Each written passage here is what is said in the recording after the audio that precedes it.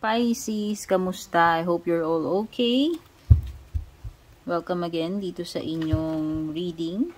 So, alamin natin what are these energies surrounding you ngayong first week ng February, Feb 1 to 7. Yan. Thank you so much dun sa mga sumusubaybay, sumusuporta sa ating YouTube FB dito man sa Pinas at sa ibang bansa. I really appreciate yung inyong mga warm comments. Ayan. Tignan na natin. Regarding personal readings nga pala, Pisces, dumiretso ka sa aking FB page. Kung interesado ka mag-inquire or mag-book, doon po kayo mag-PM, no? Mag-ingat po sa mga scammers, no? Yung mga gumagaya ng ating page, yan. Kasi meron na. Maging aware kayo. Hindi ako unang mag-PPM sa inyo. Take note pag may mga ganun, hindi po ako yun, ha? So, alam nyo na. Meron ka dito ang King of Swords, the World, Knight of Cups, saka 8 of Pence. Air sign energy, ano? Gemini, Libra, Aquarius, tapos Cancer, Scorpio, Pisces energy.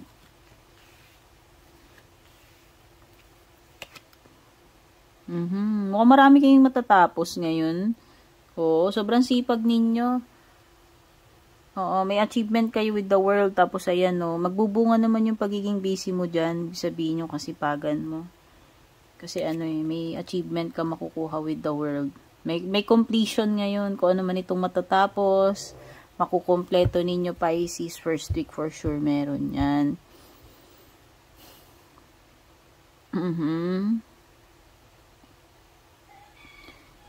Hindi ko alam, pero parang may lakad dito. Something, parang date.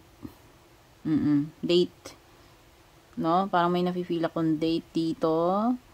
At saka parang merong pwedeng magpahiwatig sa'yo na water sign, Cancer, Scorpio, Pisces. Or ikaw yan, no? Kung ikaw asking someone for a date, or mga meet up, or basta parang romantic ito, o pwedeng nililigawan ninyo. Kasi parang meron kayong ano dito, aalukin yayayain Parang date nga, ano? Okay? Or meron kayong pupuntahan dito, kung may lakad kayo na ano, na very excited kayo about.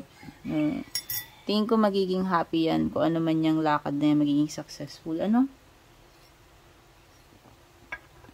Kung may mga kailangan kang gawin dito, Pisces, it's best na decision man ito kung ano man, ha. Pag-isipan mong mabuti, kailangan mong maging analytical, logical. Huwag mo munang pairalin dito yung mga emotions mo kasi hindi rin naman makakatulong. Okay? So, parang meron din ako nasa-sense dito na father figure. No? Okay? Parang ano to Kung meron man sa inyo pinagsasabihan kayo ng magulang ninyo, makinig kayo, sundin nyo yung sinasabi sa inyo ng magulang ninyo or tatay ninyo kung tatay ninyo yan. Ano? Okay, pwede rin yung iba, magpapatulong kayo sa tatay ninyo. Okay, pwedeng siya yung may alam dito sa bagay na to, expert dito sa problema ninyo. Kung hindi yan about, father figure, basta head siya boss, pwedeng professor, basta siya yung nakakaalam. No? Siya yung may, dito, may power, may authority. Hindi ko alam, pwedeng iba sa inyo dito, meron din kayo pinag-iisipan ng mabuti. Yun nga, sabi ko nga, kung meron kayong gagawin or decision, no, it's best na gamitin niyo mind over heart matter ito, Pisces. Kailangan mong maging matalino, logical, no? Analytical. Yan. You will receive, Pisces. Uy, matatanggap. Ano kaya ito? Kung ano man to, regalo man ito, hindi. Baka may ibibigay sa inyo. Kasi may matatanggap kayo ngayong first week. Okay, hindi pa laging ganito yung sitwasyon mo, Pisces. Mukhang may pagbabagong darating sa'yo ngayong first week. Hindi ko alam kung ano. Basta mayroon ditong changes na darating sa iyo. Matatransform yung sitwasyon mo, yung scenario, yung routine mo, May pagbabago. Physical man ito or hindi.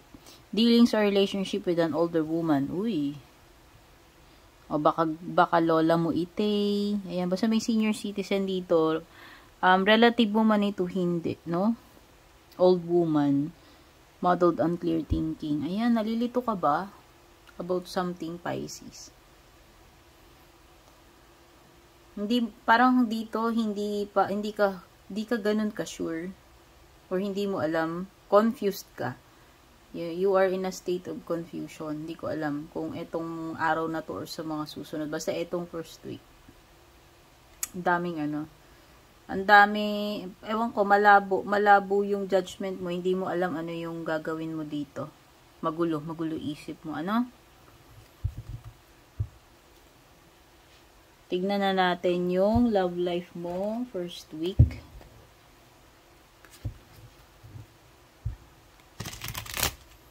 Labo-labo yan. Pwedeng may mga dito may sitwasyon na magulo.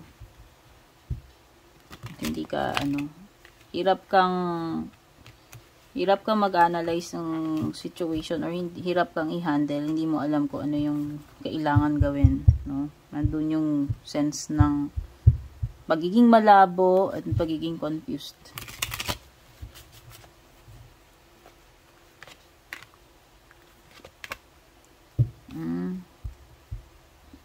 Okay. Some of you are trapped dito sa isang relationship na hindi nyo type. Okay. And you are hoping or expecting na magkaroon ng change. Hindi ko alam kung nawawalan na ba kayo ng pag-asa dito. Pero yun na nga. Parang hindi kayo malaya dito sa relationship ninyo. Or yun na nga, natrap kayo sa isang relationship na hindi naman kayo masaya, kontento. Hindi ko alam kung ano nangyari sa inyo, pero para ma-feel mo yan, bakit ka na... Kasi di ba parang may tayo, pinipili naman natin yung mga person na dumarating sa... Ibig sabihin, kung babae ka, may naliligaw, so di ba makakapili ka naman? Hindi ko alam kung babae ka or lalaki, pero yun na nga. Parang na-trap dito sa ganitong relationship, which is weird. Okay, paki-explain, Pisces. Ayan, so some of you are hoping or manifesting something to happen. Ayan, hoping, expecting, manifesting. Pwedeng meron kayong ina-expect mangyari or inaasahan, ina-manifest, no, na gusto niyo mangyari dito sa inyong relationship, no?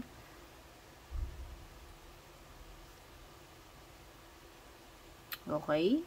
Hindi ko alam if you are expecting ng pagbabago from your person or pagbabago dito sa relationship ninyo, pero definitely meron kayong hinihintay dito, no?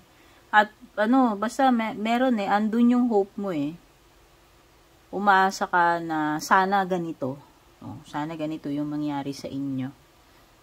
Okay, tingnan na natin yung closing messages para sa inyo.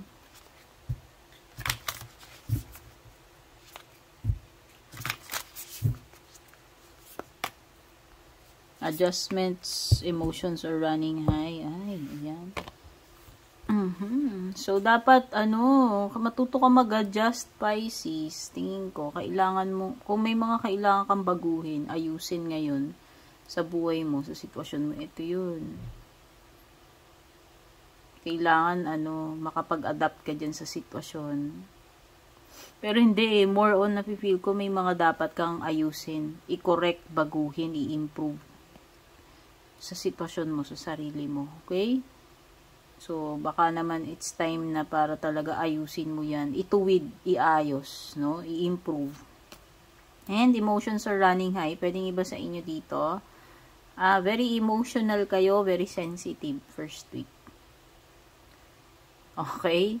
So, sana magagandang emotions to. Kasi ayan, hindi ko alam anong meron sa inyo, bakit highly emotional or sensitive kayo ngayong first week. Baka may mga triggers, no? Halimbawa, kung babae ka, pwedeng hormonal. Or ano, hindi ko alam kung may mga bagay na nakakapag ano sa yun, nakakapag-trigger para ikaw ay makaramdam ng certain emotions, no? Ayan. Pwedeng may mga nangyayari na ano na nagiging emotional ka. Nagiging sensitive ka tuloy, no? Ayan. So, ito yung mga messages na nakuha ko for you, Pisces, for the first week ng February. Don't forget to like and share. Take care, good luck, and God bless po sa inyo.